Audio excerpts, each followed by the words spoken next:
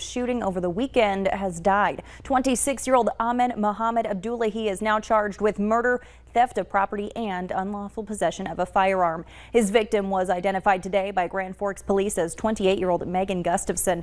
Court documents say just after 1:30 Sunday morning, they responded to a report of a suspicious man. Police say they saw Gustafson standing in the doorway with her back toward the street and Abdullahi facing her. They then heard a single gunshot and saw her run into the lawn and fall to the ground. She later died at All True Hospital.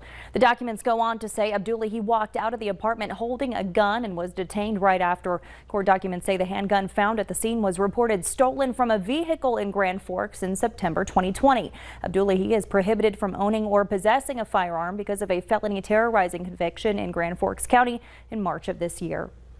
Police have identified the victim in Friday night's fatal shooting in Moorhead. Police say Abdi Muhammad Abdi was shot near 17th Street and 30th Avenue South. The preliminary autopsy says he died from gunshot wounds. No one has been taken into custody yet, and police say it's still a very active investigation. They're asking everyone in the area to check their security footage from that night and to call Red River Regional Dispatch with any information.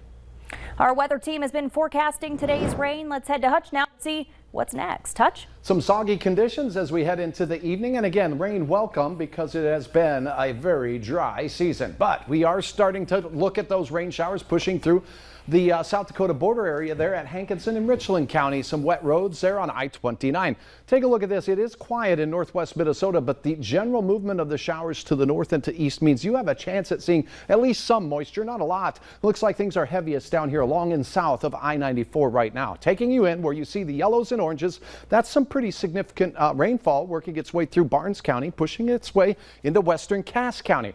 This line moving off to the east generally at 20 miles per hour, but this guy's moving northward at 32 right towards Fargo. So within the next half hour, we're going to see a band of heavier showers pushing first up into Horace and then the FM area. Here's the activity that's moving through Norman County into central parts of Polk County. Now, remember, this area right here is where we have exceptional drought. So again, some soaking showers working their way through. Well, the heaviest is well to the south, and it's all moving east. So it looks like a soggy evening for your Monday evening plans, but things are starting to dry up out to the west. In Fargo, our rain chances will continue through around 7 to 8 o'clock, and then they'll move east into portions of Minnesota. Grand Forks, a chance for showers there as well. But right now, we're not doing too bad. Temperatures in those 50s by the time we go through the overnight. Stacy, I'll have hour-by-hour details on what we can expect for the rest of the night. We'll tell you how much rain we're expecting and look ahead for the rest of the week in a moment. All right. Thanks so much, Hutch. Several parents gathered outside of Grand Forks Elementary School this morning to protest the district's masking policy. Parents stood across the street facing Century Elementary School, holding signs with one saying masks on children is child abuse. Other signs called for the district to let parents decide whether their kids should wear masks. Is not based on science, it's based on fear, and it's causing harm to the children. And we think that parents should have the opportunity to decide whether their children wear a mask or not a bureau. Some of the protesters said they will be attending tonight's Grand Forks School Board meeting at 6:30. New information now on a fire in Detroit Lakes. Officials now say the fire at Washington Square Mall last Friday was accidental and unintentional. Fire Chief Ryan Swanson says the fire started in an apartment building above Matson's barber shop. He says the dry conditions and vinyl siding of the building caused the fire to keep growing. In all, 2 apartments and 2 businesses went up in flames, and neighboring units sustained smoke and water damage. Swanson said the department was very lucky to be able to contain the flames before it spread to the rest of the mall. Police in Grand Forks are still investigating a report of an armed robbery from over the weekend. The caller told police around 6 Saturday morning he was walking in the 300 block of North Washington Street when a man came up behind him claiming he had a gun. The victim told police the robber demanded his wallet, took it, and ran off. The victim was able to run to a nearby gas station and call for help. The robber is described as a black man in his early 20s, between 5'10" and 6'2", with a slender build. The suspect was reportedly wearing a red, black, and green sweatshirt with jeans. If you have any information or know who this person is, you're asked to call police at 701-787-8000. In Dilworth, the motorcyclist in a fatal crash has been identified. Police say Joshua Johnson of Dilworth was killed in the crash that happened the afternoon of September 5th on 2nd Street Northeast, approaching Center Avenue on Highway 10. Police say Johnson left the roadway, mounted a curb, and struck a vehicle heading west. He was transported to a hospital where he was pronounced dead on arrival. The driver of the other vehicle was not injured. Dilworth police say the incident is still under investigation. Nearly 2 weeks after the U.S. completed its military mission in Afghanistan, the nation's top diplomat, Secretary of State Antony Blinken, is testifying before the House Foreign Affairs Committee. 13 U.S. service members lost their lives in the final days of the drawdown. Secretary Blinken says the State Department has been in touch with approximately 100 Americans who still want to leave Afghanistan. Natalie Brand has more from the White House. The Committee on Foreign Affairs will come to order. For the first time since the U.S. withdrawal from Afghanistan, Secretary of State Antony Blinken was grilled by a House panel over the chaotic final days. There's no evidence that staying longer would have made the Afghan security forces or the Afghan government any more resilient or self-sustaining. More than 120,000 people, including U.S. citizens and Afghan allies, were evacuated from Afghanistan by the withdrawal deadline at the end of August, but questions remain over those who were left behind. Can you guarantee to this committee that we will get them out? Going forward, we continue to look to them.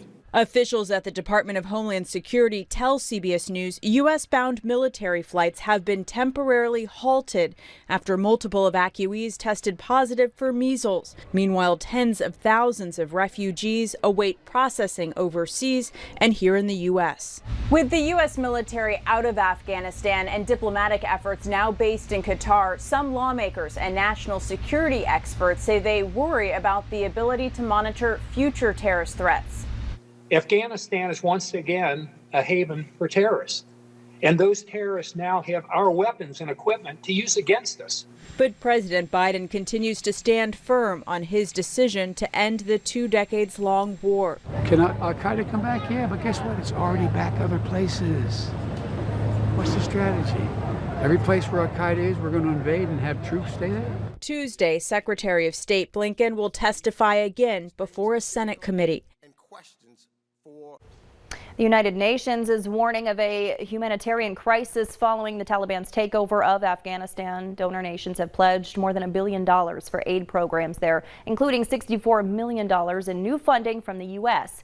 That brings the U.S. Afghanistan in total to $330 million this fiscal year. Olympic champion Simone Biles will be one of several gymnasts who will testify before a U.S. Senate panel this week. The hearing will explore the FBI's investigation into former USA Gymnastics doctor Larry Nassar. Along with Biles, Michaela Maroney, Maggie Nichols, and Allie Raisman will appear before the panel. All 4 of the women are among the hundreds of Nassar's victims who were sexually abused by him during what he claimed were routine medical exams. Pfizer is expected to seek approval of its coronavirus vaccine for children as young as 5 within the next couple weeks. The company's co-founder and chief physician says the company will present its results soon and apply for approval for children between the ages of 5 and 11. They say the vaccine is the same as the adults shot, but the dose would be lower. The West Fargo Fire Department is inviting you to light the night for fallen firefighters. During the week of September 26th through October 3rd, fire stations will light up with red lights to honor those who've lost their lives in the line of duty. You can get red light bulbs at hardware stores or on Amazon. Still to come on Valley News Live at 4, another tropical storm has the potential of devastating part of the country. We'll bring you the latest from Texas. And Daryl the Puddle Ducky here, getting a few reports of some rain showers across the area. Edgeley, 3/4 of an inch as showers continue to move eastward. How much can you expect? Your hour-by-hour forecast and a look ahead at the rest of your work week coming up next.